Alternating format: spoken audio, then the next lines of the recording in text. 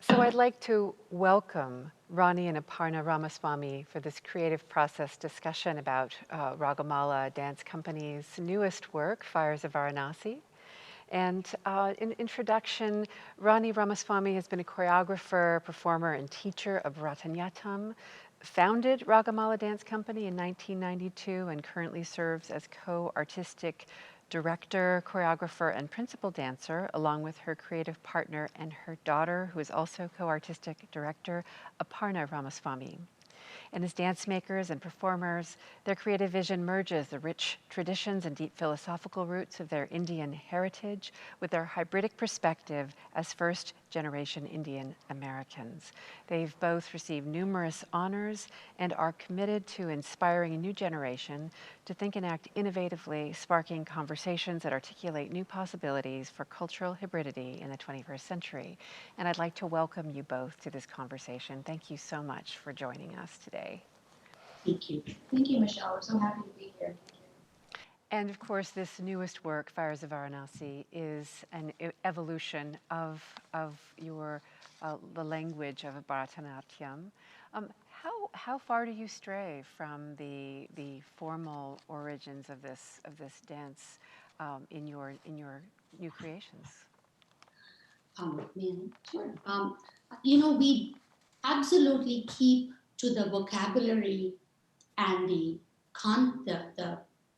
purity of Bharatanatyam is not lost in our work at all. But where it comes from, because Bharatanatyam is a language, so we learn it and make it very, very fluent. It's gestural language, it's geometrical language, it's rhythmic language. And then you have a language through which you can interpret almost anything. Mm-hmm. So the ideas are very, very original. And the language is there. And we bring our ideas to the stage through the language of Bharatanatyam. Thank you. And when I heard about this newest work, Fires of Varanasi, I immediately wanted for Meany to become involved. And this is a collaboration between the Kennedy Center and Dartmouth is involved, and the Harris Theater in Chicago, and a number of different partners. And it's based on the idea of the city of Varanasi. And I wonder if you could speak a little bit about the significance of this holy city of Varanasi. This, yeah, almost all our works, their ideas for our pieces come from our South Indian Hindu upbringing. Now, the city of Varanasi is a very sacred city for us, and there are so many personal experiences growing up. We all have a little pot, a metal vessel of Ganges water in our homes, which is meant to be poured into people who die, are sick, so that it symbolizes being at the Ganges. So from childhood, you're always told, and you hear experiences of people who have gone to Varanasi, visited the Ganges, my grandmother. And that was the first idea was this city of such significance, we should do a work about it. And then we have all of these personal experiences along with the amount that we have done a vast amount of research, and it has revealed layers and layers of myth, literature, poetry, and today's relevance of Varanasi. It's such a fascinating place where history and myth meet and exist today. Our ancestors walked the sacred pilgrim path. I have walked the sacred pilgrim path, and my father's ashes have been put into the Ganges River. So it makes it very personal for us. Um, the city of Varanasi and its spiritual surroundings of nature and of the gods and the myth and the water. So that was our inspiration behind creating this work. Would you like to say something? No, I think that's beautiful. Mm-hmm. And I think you've spoken about the importance of the Ganges River as an important symbol and the religious and sort of spiritual influences in this work. Can you speak to this idea of pilgrimage? You talk about walking the path with that your grandparents walked. This idea of pilgrimage and looking for this sort of location as a journey, as a destination for going to another side. Should I start? Yes, please. Yeah. So, I mean, I think we would all agree that this concept of pilgrimage exists in so many cultures and so many religions, so it's not unique to just Hinduism, but it is an extremely important part of Hinduism because Hindus believe that there are many sacred sites and sacred sites that are marked by natural elements, and Varanasi really being the most sacred because of the river, the significance of the river, the presence of the reigning deity, and the paths that the pilgrims have created. But we also see that it is the people and their very, very strong beliefs that make a place sacred. It is not just the elements that exist there. So the continuity of this fervent belief from one generation to the next that exists in our contemporary society is one that really drives us and inspires us to explore these themes in our work. So this idea of pilgrimage, of this need to go to the city of Varanasi, to bathe in the Ganges River, to experience moksha, or to try to be released from this cycle of rebirth and birth and have one's ashes merged with the Ganges River is an extremely ancient yet current thought and belief. And so in this pilgrimage, this what it offers is this opportunity for meditation, for contemplation, for shedding of distraction, and for absolute um, hope, yearning, the idea of wonder, of bliss. And so when one is able to focus on those points of connection with with nature or natural elements as sacred, it is what I think makes that pilgrimage really living and energized. Mm. And you mentioned moksha, this idea of moksha. And for those who are listening today who aren't familiar with that concept, could you share a little bit more about that? Hindus believe in reincarnation. Um, that when your life does not end just like that, you don't disappear. Everything that our souls are like the chip in a computer. It carries all our good karma, our bad karmas, our previous. The soul is a carrier of these uh, actions that we have done, and it just goes into another body. And when you talk about moksha, not common people, if you ask them, do you want to be born again, we're all going to say, oh, of course, because we know what we enjoy life. But if you talk to ascetics, learned people who understand that life is misery, most very deeply spiritual people consider living is not very, as soon as you're born, you are going to die, and there are all the problems and pains of life is considered. Most people like us, we are born, we enjoy our birthdays and celebrations. We don't think of what numerous life cycles could bring. So when the word moksha is about realization, understanding life is but painful, and you want to merge with the divine and not come back with this human body. So that's moksha, is liberation. Mm-hmm, mm-hmm, mm-hmm. And you've spoken about it as this ultimate joy and this shedding of yourself that's very, very joyful. And Yes. There is if I may say, a piece that we are doing in the Fires of Varanasi is we are creating movement and choreography for a South Indian poet's work, where a woman poet, who wants to get rid of her body. She's pretty young, she's still young, but she is in so much in devotion with Shiva that she wants to get rid of her body and become an essence. So she's usually spiritual poets, spiritual seekers, if they are female in many different cultures. I'm talking about the Hindu culture. Male seekers want to be female souls to unite with the divine. Female souls want to have both spiritual as well as sensual relationship with the divine. This woman wants to become an essence and lose her physical body, gender, and all of that to unite with the divine. So there are many ways that seekers want to be one with the divine. Again, moksha. Beautiful, thank you.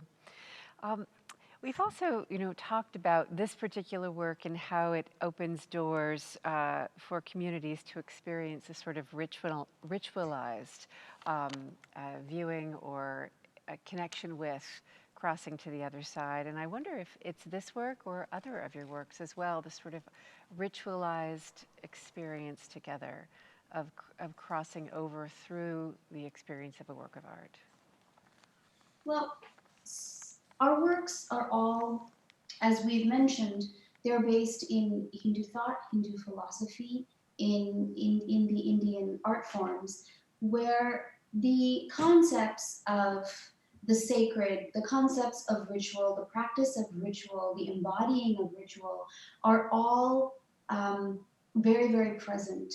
And they are very common, I wouldn't say common, but themes that one returns to often. And so in our works, as we construct them, as we find lyrics, poems, music, we are often visiting this idea of what is the yearning, like you were talking about this idea of yearning.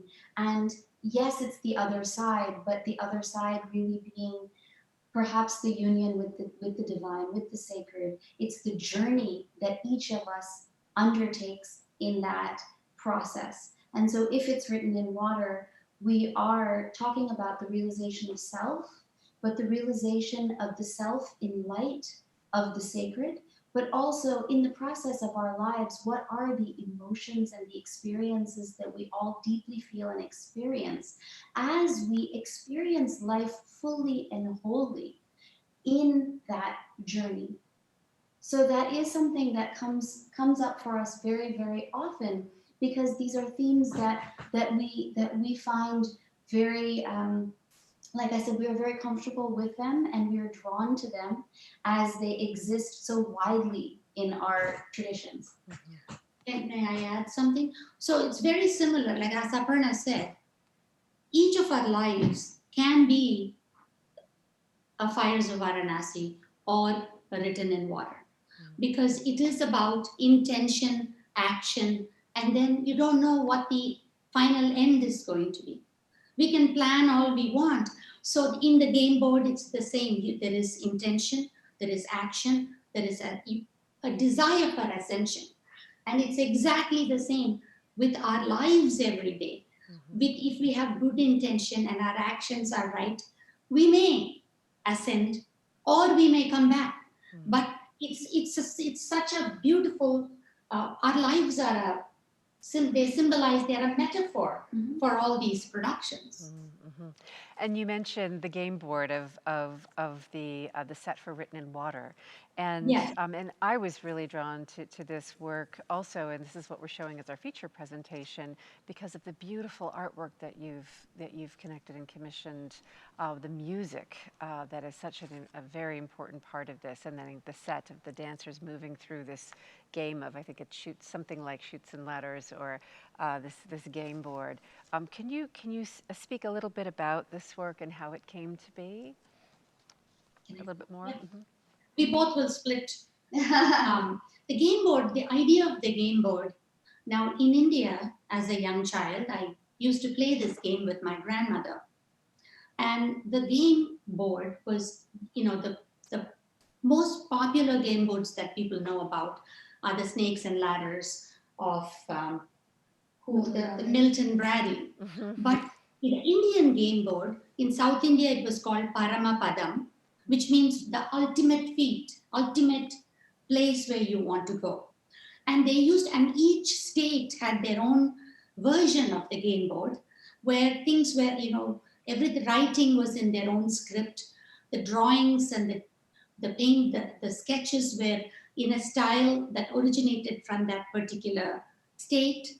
And you could play the game. Mainly, the game was played on a special occasion for Shiva, one of the Hindu gods, or Vishnu, the protector, another Hindu god. So adults played the game on Shivaratri all night, and kids like us would be lying all over the floor trying to play with the adults, and they would tell you, "Oh wow, you went down the snake, and this is what happened. This demon did this, so he had to go down the." So we were told the stories as we played the game, and the adults they fasted, and then the game was a distraction, and it was complete concentration on life itself. And then in the morning they'll break the fast, and that's what happened. So when we were thinking of an idea, this came about, and we said we should do the, the game board. And that's how step by step it started. The addition of the Conference of the Birds. Aparna can talk about that. So when we construct works, often, and this has come about because of Rani's initial desire to make the work not just accessible, but very fully understandable and able to be embraced by much wider audiences. And so as we construct works, we of course don't want to compromise the integrity of the form, nor do we want to compromise the complexity of the art forms from which we draw. But we are very inspired to layer texts and layer narratives to fully realize that these are very human, very universal concepts. When Rani is talking about contemplating our lives themselves, that is something obviously that we all share. So for this piece written in water, we started with the layer of the Paramapadam game board, and then we layered it with the Sufi poem, The Conference of the Birds. And that very complex poem, we were very drawn to the concept of the journey of the birds through 7 valleys, and 7 valleys of states of being, love, community, isolation, loss, in order to develop as human beings, experience life fully, and seek your maker. And so that journey became part of the journey that the dancers undertook on that Paramapadam journey towards the ultimate search for the sacred. And so the way that we constructed it is that the dancers do start on the game board, and then each valley is explored. The game board dissolves, we explore each state of being, and we also overlap with that certain myths from our Hindu traditions. So myths that find great relevance, and we have a churning of the ocean myth that's filled with symbolism and metaphor, and so we layered that as well. And so as creators, it was extremely challenging and exciting for us to draw, but constantly braid these strands together in a way that would be very much embraced by a wider audience. And you had talked about the music and the artwork. And because of the element of the Sufi poem, we decided to create a new musical ensemble. So it was really the center of that was Amir El Safar, who was an incredible composer. He's a jazz trumpet player. He plays the santur, He's a maqam singer. He's an Mhm. incredible musician and composer. And we also brought in our South Indian musicians as well. So together we created a new score for that piece. We got Yeah, the it artwork. was, yes, there was, as Aparna said, that piece had three sections. The first was the intention, which is playing the game. The second one, we, the myth of the churning of the ocean that Aparna mentioned is very interesting because the ocean is suppose the mud is not just a physical ocean, but it is the heart, the quiet ocean of our hearts. And if you churn that, you get good and bad and all the thoughts that come up. So it symbolizes our internal conflicts with demons and gods churning the ocean. So, it just when we start working, it's limitless. There is so much material in our own um, background that Mhm. it never ceases to amaze us. So the artist that we found is in Chennai, India, and we had seen his sketches, and we just during our research, and we went to India and met with him, and he was as open as us because it is really difficult. I was saying that we make a haiku out of a myth. It's hard to see it as contemporary and not to see it as elaborate crowns. You wear those, it's you simplify it, Mhm. but And yet you get to the nucleus of it. yes. That's what we are really hoping to do. And we found an artist who just was perfect for it. So we were so thrilled when he agreed to make the sketches and the paintings. And we all met at Abu Dhabi, Mhm. NYU Abu Dhabi, and that's where all of these sketches were made.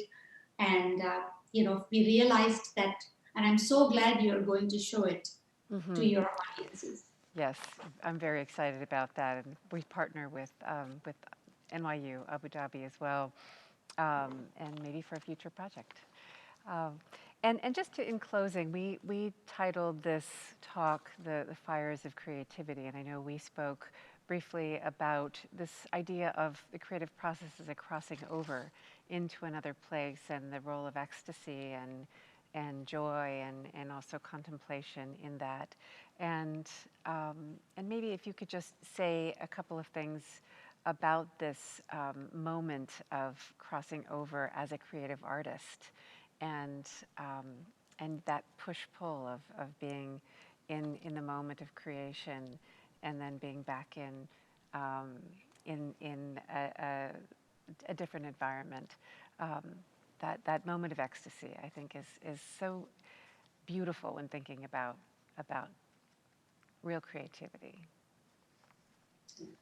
I think so. I'm flashing back to a conversation that we had a couple of weeks ago about this. It was a very fascinating conversation about each of us as we are artists in creative process, but also as human beings, and how, as you're talking about crossing over and the ecstasy that we feel. And I think what we were talking about in our creative process and how that reflects our work is that the traditions that we work from are not only our dance tradition, but our poetic traditions and musical traditions so often reference the ecstasy in the desire for union with the sacred and for the search and the seeking and the contemplation. And while we can see it as contemplative or meditative or a process, it is that sheer ecstasy of the moment. It is the ecstasy of abandon and of seeing our relationships with the sacred as being very multifaceted and not just being of a seeker and the sacred, but it can be, like Ronnie said, of a lover, or of, but it's that idea of complete awe, wonder, and ecstasy that you're talking about that that we work with quite a bit, because as dancers we use that metaphor often, and it is something that is is very, very, I would say it's a very present theme in literature throughout centuries in Indian traditions. And so as you go through these periods of literature and poetic, the canon, you really see this over and over and over, and you don't become tired of it. What you do is you get into it deeper and deeper and deeper, and you feel so comfortable with this idea that we all are all seekers of ecstasy in whatever road we take. I think, if I may add one more thing, the excitement of creating the work also comes from realization that we are not just alone. Our culture is not separate. Finding these, there is sacredness in crossing, there's sacredness in water, there is sacredness in love. If you are open and you look, you have other cultures and you are exposed to so many, and you're embodying all of that. And when you embody, there is nothing, that joy that comes from that finding, that is most exciting for me. And when we share it with my kids and we begin from a different point, not always, even though our work starts from one culture, there is so many other borrowing, embodying of other cultures that makes it so much more exciting. You stated that so well. I would like to thank you both for joining us in this conversation, Aparna and Rani Ramaswamy. And thank you again. I'm so excited to share both excerpts of this work, Fires of Varanasi, and also of Written in Water with our audiences. And I look forward to continuing to connect and to having the company here in Seattle and at Meany Hall. Thank you very much, Michelle. Yeah. We very much look forward to seeing you all in person at Meany Hall. And being there, yes, very much so. Thank you.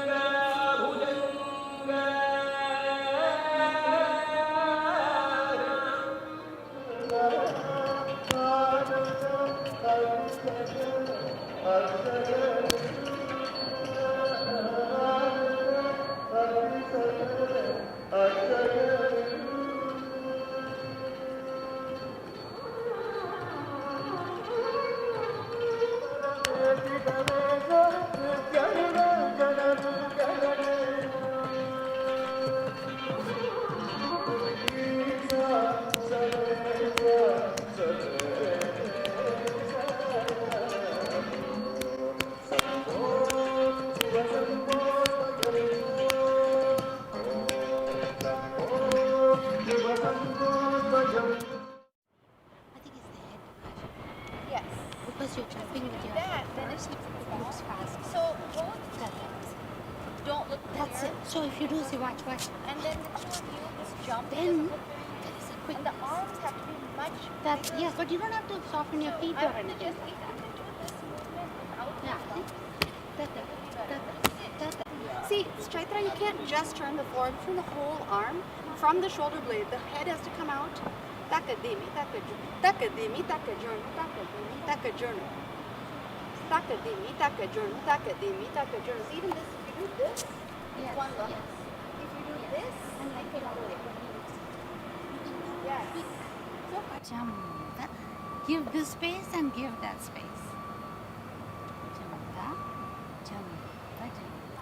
3, 4. So that means the head has to go. The head has to go here, Sri, instead of front. Yes. That completes the twist. This is incomplete. This is complete. Can you start Can you this? start? 2, 3, 4. Jump. Keep it jump. Keep it jump. Tắt đi ring nát tổ jump. Keep it jump. Keep it jump. Tắt đi ring nát tổ jump. Keep it jump. Keep it jump. Keep it jump. Tắt keep it din. Tắt keep it jump. Keep it jump. Keep it jump. Keep it jump. Tắt keep it din. Tắt quật. Stop. Tắt keep it tôm. Tắt jump. Stop. Tari kita tak tom, tajam ta. Tari kita tak ta. Taki tom, tajam ta. Tari kita tak tom, tajam ta.